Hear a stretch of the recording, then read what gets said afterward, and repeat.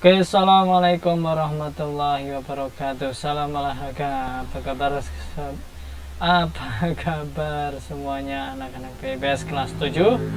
Sekarang materinya adalah penjas untuk PAI karena minggu kemarin sudah, sekarang minggu ini adalah penjas ya. Materinya sudah di-share atau disebarkan di Google Classroom melalui bentuk file PDF. Silakan nanti kalian buka sendiri, baca-baca sendiri. Adapun video ini hanya untuk menjelaskan materinya seperti apa sih. Materi penjas itu seperti ini gitu ya. Adapun sebenarnya penjas itu lebih baik atau lebih enak itu praktek di lapangan gitu. Karena apa? Ya karena bisa langsung praktek gitu, bisa tahu gitu kan, bisa tahu.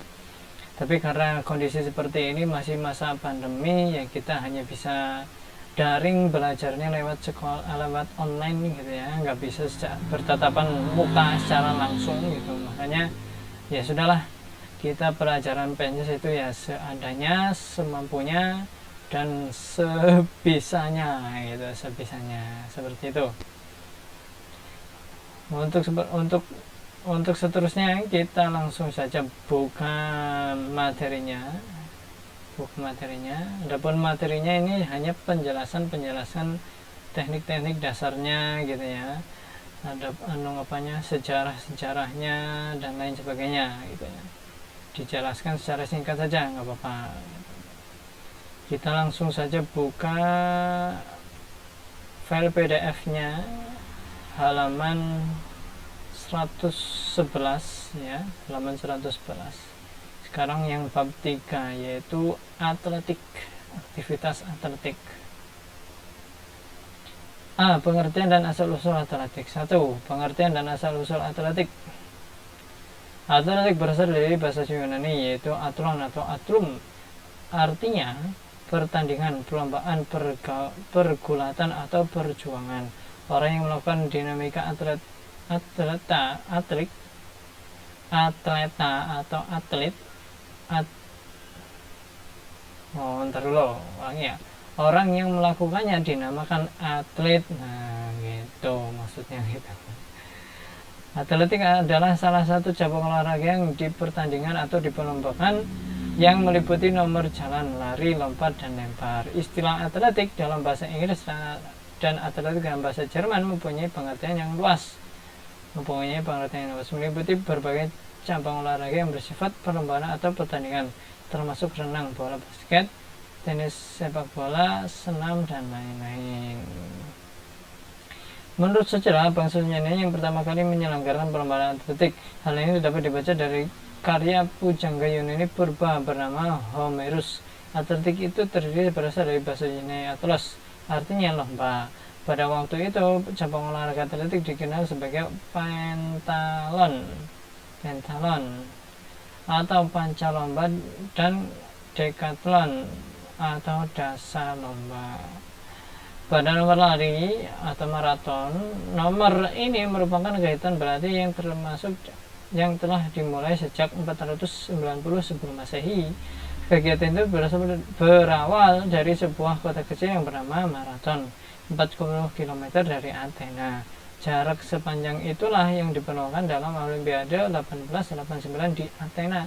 Baru pada tahun 1908 jarak maraton dibakukan menjadi jarak 42,195 km. Sejak itu cabang olahraga maraton selalu menjadi puncak sekaligus menutup seluruh rangkaian olahraga.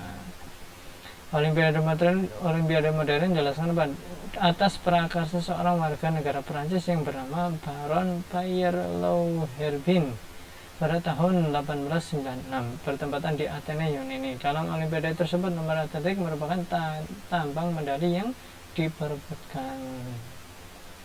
Namun, organisasi olahraga atletik internasional baru terbentuk pada tanggal 17 Juli 1912 pada olimpiade kelima di Stockholm, Swedia dengan nama International Amateur Athletic Federation yang disingkat IAAF.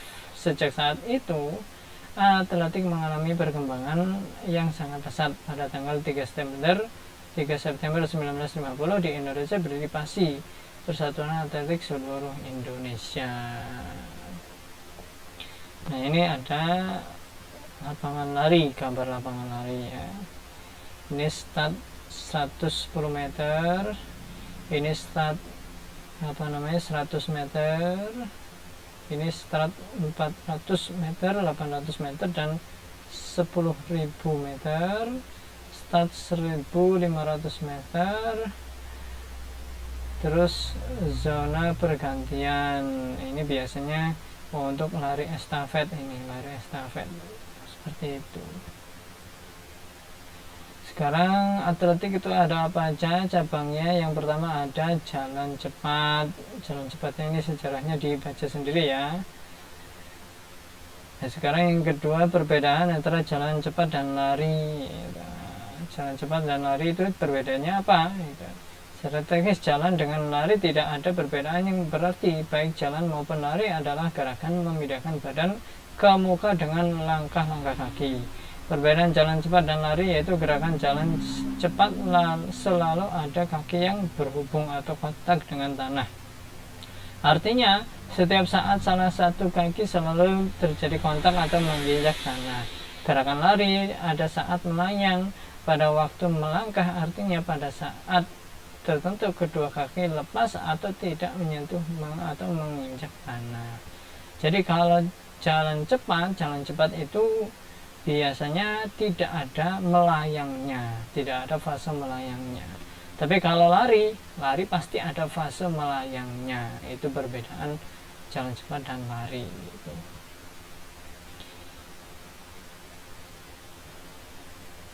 Ini aktivitas pembelajaran jalan cepat.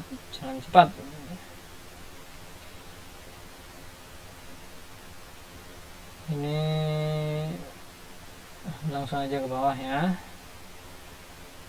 Terus aktivitas pembelajaran gerak spesifik start pada jalan cepat. Start perlombaan jalan cepat dilakukan dengan start berdiri. Karena start pada jalan cepat ini kurang berpengaruh terhadap hasil perlombaan, maka tidak ada gerakan khusus yang harus dipelajari atau dilatih. Sikap start pada umumnya adalah berikut ini. Pada apa-apa bersedia berjalan, menempatkan kaki kiri di belakang garis start, kaki kanan di belakang kaki kiri, badan agak condong ke depan, tangan bergantung kendor pada bunyi pistol, tangan bergantung kendor pada bunyi pistol atau aba-abaya, segera melangkah kaki kanan ke muka dan terus jalan gitu. Jadi jalan cepat itu startnya dengan start berdiri.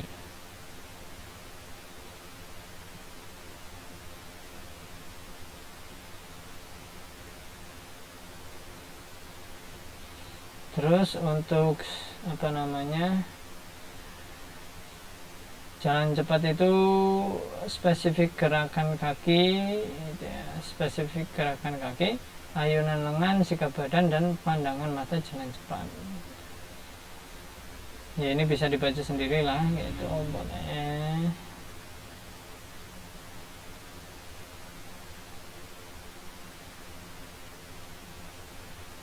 Ini boleh dibaca sendiri.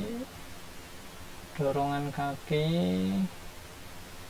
Ini dibaca dulu ya, baca judulnya.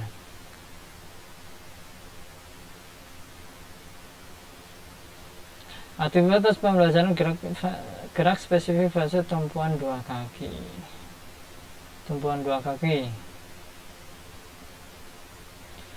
Jadi tumpuan dua kaki ini maksudnya badan ini ditumpu dengan dua kaki. Kalau lari biasanya satu kaki. Itu satu kaki ini sebagai tumpuan untuk badan, menumpu badan. Tapi kalau jalan cepat itu ada dua tumpuan kaki, gitu. Terus gerak spesifik fase tarikan kaki itu maksudnya untuk melangkah. Ditarik ini yang belakang ditarik ke depan gitu. Terus aktivitas gerakan relaksasi,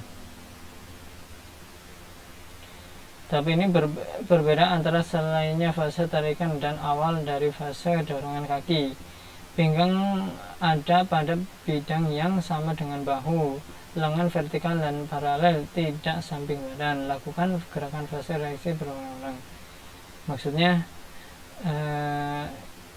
fase relaksasi itu pas saat jalan itu pinggul itu digoyangkan, pinggul itu digoyang dan tangan ikut bergerak seperti itu. Ini fase relaksasi.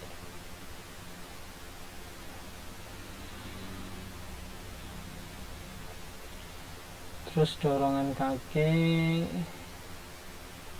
garis finish.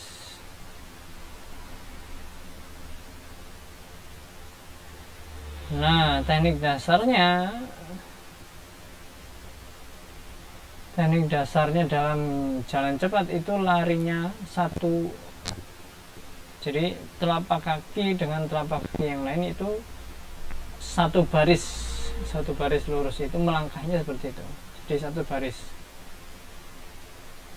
Kalau lari makan biasanya gini, tapi kalau untuk jalan cepat gini, jadi satu baris. Itu.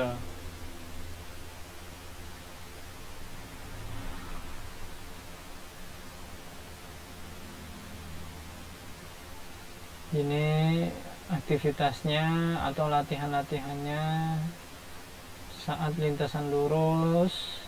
Terus ini latihannya saat pada tikungan, ini latihannya pada saat menempuh jarak 200 meter gitu.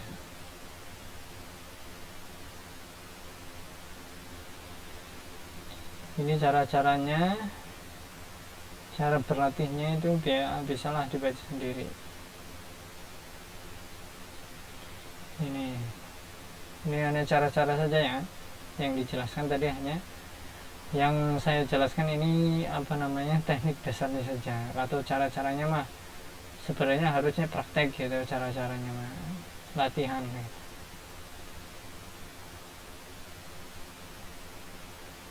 6 hal-hal yang harus dihindari dan diutamakan dalam jalan cepat. Hal-hal yang perlu dihindari dalam jalan cepat yaitu kehilangan hubungan atau kontak dengan tanah atau terlepas dari permukaan tanah, dan ada saat melayang. Nah itu nggak boleh, itu biasanya nanti ada diskualifikasinya dari jurinya gitu. Yang kedua, kecondongan badan terlalu ke depan atau tertinggal di belakang. Jadi condong ke depan yang nggak boleh, terlalu condong ke depan yang nggak boleh, atau terlalu ke belakang yang nggak boleh. Menarik atau menurunkan titik pusat gravitasi badan. Jadi maksudnya badan itu diturunkan gitu, baik itu diturunkan dari lutut ataukah dari punggung, itu nggak boleh juga. Mendorong titik gravitasi menurut jalur yang zigzag. Terus kemudian 5, langkah terlalu pendek itu nggak boleh. Yang B, hal-hal yang perlu diutamakan dalam jalan cepat. Pelihara lutut tetap lurus pada saat atau fase menumpu. Perkuatlah otot belakang atau punggung dan otot-otot daerah perut. 3, cegahlah badan dan lengan diangkat terlalu tinggi. Gerakan kaki pada atau di atas garis lurus, tuh kan, garis lurus. Kakinya itu garis lurus bertapaknya gitu. 5, lakukan daya dorong yang penuh. Gunakan gerakan lengan yang mudah dan gerakan yang baik dari pinggang. Jadi didorong, gerakan kakinya mendorong dengan penuh gitu. Tangannya juga ikut digerakkan dengan gini, gerakannya seperti ini. Jadi yang kanan menyiku ke depan, yang belakang ke ini. Pokoknya gerakannya seperti ini. Nah, terus kemudian pinggang digoyang dengan gerakan tangan seperti ini, otomatis pinggang juga akan ikut menggoyang. Nah, ini terus kemudian yang C, lari jarak pendek. Perlombaan lari jarak pendek dalam dunia atletis sering disebut sebagai lari sprint atau lari cepat. Seorang pelari jarak pendek biasanya dipanggil dengan sebutan sprinter.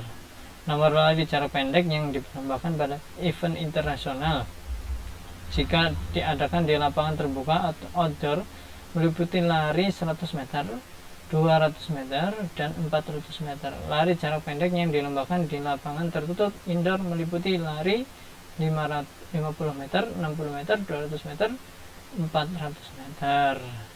Lari cepat ialah lari yang diperlombakan dengan cara berlari secepat-cepatnya, sprint, yang dilaksanakan di dalam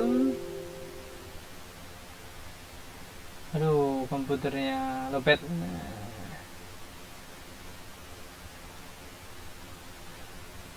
Mana nih ya, pokoknya ini bisa dibaca sendiri ya. Ini aktivitasnya, startnya yaitu long start.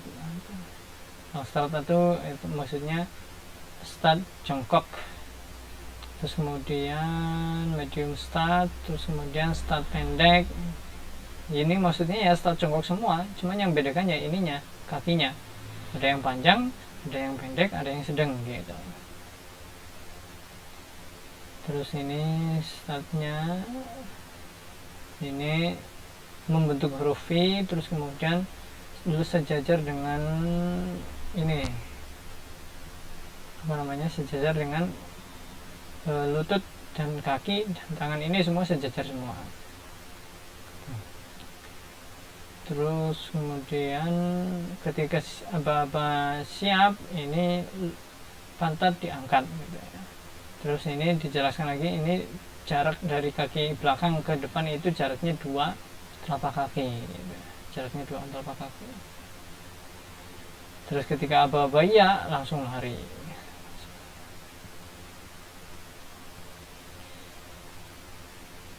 Terus garis finish, kalau saat mau masuk garis finish itu tekniknya pandan dicondongkan ke depan gitu. Terus ini hanya latihannya saja. Ini sama, ini juga latihan. Ini latihan. Ini latihan dengan 2 orang. Seperti itu. Seperti itu ya. Terus kemudian ini atletik juga ada lompat jauh. Lompat jauh itu awalnya lari secepat-cepatnya. Terus kemudian tumpuan di sini menggunakan kaki yang paling paling kuat. Terus kemudian